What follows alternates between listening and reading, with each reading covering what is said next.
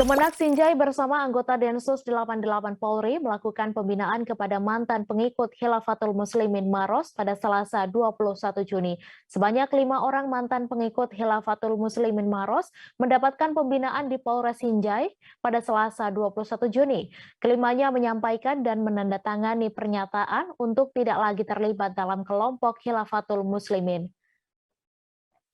Mantan pengikut Khilafatul Muslimin itu pernah mengikuti pengajian di Kabupaten Maros, Sulawesi Selatan beberapa tahun lalu. Awalnya dari Kabupaten Sinjai ada 9 orang yang pernah terlibat dalam pengajian Khilafatul Muslimin.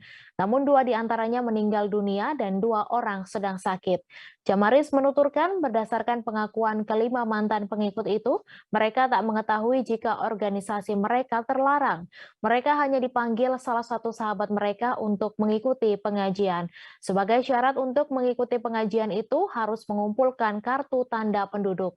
Saat mengumpulkan KTP, mereka kemudian didaftar sebagai anggota jemaah. 1 di antara 5 orang ini bahkan telah dibayat. Belakangan ini setelah ramai diperbincangkan di media, baru mereka menyadari jika organisasi tersebut terlarang. Kemenak bersama Ormas Islam di Sinjai serta MUI dan pemerintah kemudian melakukan pembinaan kepada para korban. Jangan lupa subscribe, share, komen, dan like ya.